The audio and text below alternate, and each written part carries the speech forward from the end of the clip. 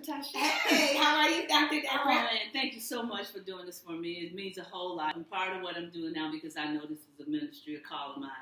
I'm trying to get in front of as many people and have people ask me questions like you're going to ask me. So as I move through this, I'm prepared for whatever comes at me. So I know you're going to be perfect. Oh, yeah, I got a good four questions. And I am honored to actually have been asked to do this. How to love, right there. You know, I'm all about it because we've been taught what love is and really what it ain't, but we think that it is. Yes. And so I'm looking forward to even how this is going to look years to come, not even just months to come, because I know that you're always reinventing yourself. So, and as the president of the Association of Black Psychologists, we as therapists definitely always need to learn how to teach love. So I'm hoping that even therapists come to your classes, not just write the clients. Yeah. And because Christian folks, because that's what you're promoting it to the Christian folks. Right. We're very diverse within that group. Yes, we are. Okay, so my first question is, what do you think gets in the way for people to exercise this level of warmth and love that your class will teach? What gets in the way of them being able to? You kind of answered it. They haven't been taught, you know. And when we think about the Christian community, you know, the Bible tells us what to do. The preacher preaches about it. They talk about it in Sunday school. But what happens is when they leave those settings, there's nothing in place for them to keep on practicing what they learn. So they're not reinforcing it. And if you don't reinforce something, you know it doesn't stick. And because we think we know what it is, it usually is romantic, usually is, you know, doing unto others as you would have them do unto you, but still not being as specific as they can be, so that once it's grounded, it's something you do without even having to think about it. And I think that's what's missing. That's what you're going to bring into the class. That's what I bring. Oh, okay. So you're probably going to get some homework or something like. Oh yeah, nothing but homework. They have to, because that's the problem. They haven't had no homework. Oh, okay. To be able to apply it. To apply it. Ooh, okay. Why do you think, because there was something about one of your testimonials about this, like how there's diversity within, obviously, our community. And I know you do diversity training as well. So why do you think it is our first nature to judge something that's different as wrong? It's uncomfortable. You know, let's say gay, because that's a big one. Because when I taught at the university, when I taught diversity class, whenever we got to sexuality, the Christians always struggle with homosexuality. Yeah. Or so homophobia, one of the two. Yes. I was just reading some journals this past week, and then we got a label for people like that, and they don't want to be labeled either. Okay. So, but anyway, what was the question? Because I went off. Oh, sorry. Why do you think it is our first nature to judge something that's different as wrong? Right. It's uncomfortable. All we know, too, are the parameters. This is a sin. That's all we know. Mm-hmm. And so we have not been trained how to engage it. Usually we judge it. We judge it, and harshly, I just put that in, we judge it again, and then we stay away. Instead of being gracious, like the Bible also teaches, instead of being loving, which the Bible tells you to do it, again, our teachers don't train us what that looks like. And that's what I did in the class. That's really where all of this came from, is when I was teaching the class, in that class in particular, I realized what I'm trying to help my students do is love people and love them radically. My definition for love is, let me just say it, to hold something or someone in such high regard that you would make the necessary sacrifice, and I call that radical acceptance, to maintain your connection with that something or that thing. So radical acceptance is, you know what, I've been taught that that's a sin, but you're a person. So I got to find a way to treat you like you're a person, and not like you're somebody who just sleeps with somebody who's the same sex as they are.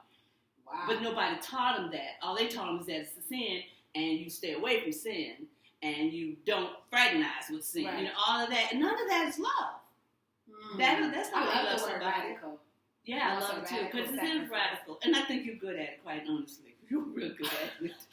So, and that doesn't mean, and I'm glad you mentioned that, because that doesn't mean you let somebody take advantage of you or abuse you. It doesn't mean that. It means, I love you, so let me figure out how to show you I love you. But I love me too. So I'm going to let you know that is not how to love me. So it's not like you got to let people beat you. Yeah. You just say, okay, I can't take this, so I'm going to leave, because I'm doing my best. You're not trying to help me out. I got to go because you can't hit me. I love this because even when you use the word gracious, right, Yes. it doesn't really cost anything to show grace. At least that first time. Yeah. To just, okay, I'm just give you the pass this time. Yeah. That third time, we now have to make sure we love ourselves enough. Yeah. But yeah, grace is not going to cost you. It's free. Yeah. Man, I love that. Okay, I got another one. Before you internalize all the things that you now teach in these classes or have been teaching, because you've been teaching for years, okay, like about 20, 30, 40. Yeah.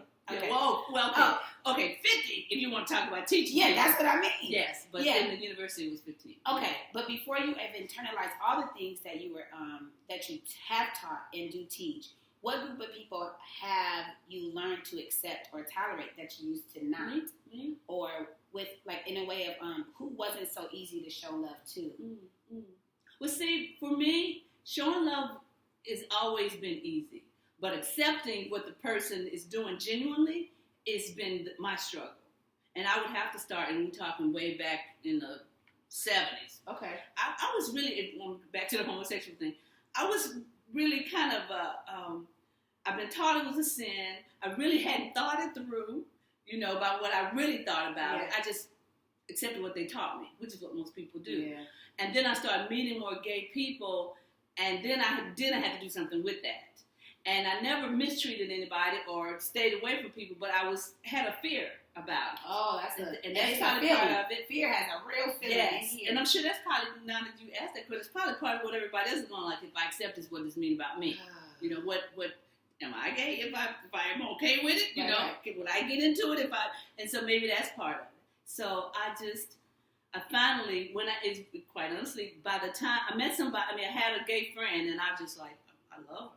And that was a perfect example. So now we got to change the way I had to. I totally changed the way.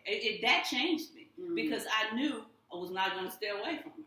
I knew that. And that's really good because once we know, we can now do. And then once we now do, we can now teach, which is what you've now taken it to. And when I started teaching, it was no problem. I understood the homophobic people. I'm sorry, y'all. I understood the people who had a problem with it. You say what it is. Okay. But I know I was just reading the journal the other day, and they was like scared of being judged because they blah, blah, blah. A lot of them say that. So to call them that, I was just trying to be sensitive. Anyway. That's good. So culture is sensitive, you are. So when I started teaching the course, I knew what was happening, and so I could, even though I had learned a whole lot of other stuff by that time, but I understood what was going on, and so I didn't pressure them. But if they had to do an experiential, and I said, okay, you got to pick something that you struggle with. Can't be something you just injured. So a lot of people pick gay people as their interview. They had to interview somebody that they struggle with and use their therapeutic skill to engage that person. They always came back different. They always came back loving. No, it is real. And then if we go into the training of the kind of upcoming therapists or the early career therapists, I remember having to help them with who do you have the biggest bias with would be the sex offenders, the rapists, right? Or the bad men. Yes. So how do we love them? That's what happened in the church because even within clergy, we got some offenses, right? So that level of forgiveness, and I love that you can't have fear and love in the same. The Bible just can't. Ooh, that's good. Perfect love casts out all fear. Period. Ooh, I love that. Okay, last question. It's in the Bible too. It's there, but they're not exercising it. Yeah, that's a problem. But fear will keep you stuck. You know that. That's good. Which is why we need to come to. How to love. That's why I got gay. Okay, last question. Why do you think Christian folks, I like to call them Christian folks, I do. Why will they listen to you if they haven't listened to their pastor Sunday after Sunday? Why do you think they would listen to you? Because I'm going to teach it the way I taught the class. I'm going to talk to them the way I taught the class, meaning it makes perfectly good sense that you feel the way you feel about gay people, about rapists, about white people. If you're black and you're still struggling. That makes good sense. So I'm not going to say that's wrong. But as a Christian, grace, love, it's been given to you. How then do you translate what you have? You say you felt, internally or received in relationships with people that you struggle with? Because I was one of the whiny songs about the prodigal son came up. He left home and did all the stuff he did. But when he came back, his dad accepted him like he never done. Like, how many times have we heard that sermon?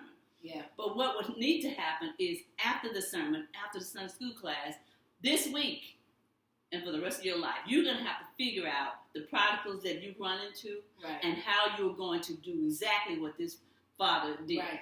Instead of saying, she a hoe, so I don't deal with those people. Right. Instead, he's a druggie, so I just got a great example. I have a high school friend who had some drug problems and done some things that just was not good. Right. And this, I just said, the last couple of months, I've talked to 3 people, and his name came up, and every time his name come up, one of them said, and talked about him in a negative way. Right. One of them just act like I didn't even call his name. The other one just kind of like, yeah. And just like he was dead to them, just not. Nothing good, and they couldn't even conjure. And these are all believers, if I'm not mistaken. And so that's an example. And I never forgot that. And I was like, see, that's what I'm talking about. Well, who's gonna love him? He knows he's messed up. He don't need y'all to remind him of that. Right, because once you really, that's what true empathy is. If you start putting our feet into their shoes, it's like you might have become what he was if you knew his childhood. I mean, it's a whole thing. Yes, it's a story. It's always a story. That's what the project is about, too. Oh, okay. When they sit down and talk to these people, and they say, well, I've been smoking since I was 12, because everybody in my house was smoking. It was okay with my parents that I smoked, because there's some people who got problems with people who smoke. Mm-hmm. So there's always a story. And when they hear that story, which is the whole contextual thing for us, when they hear that story, they're like, oh, okay, that makes sense.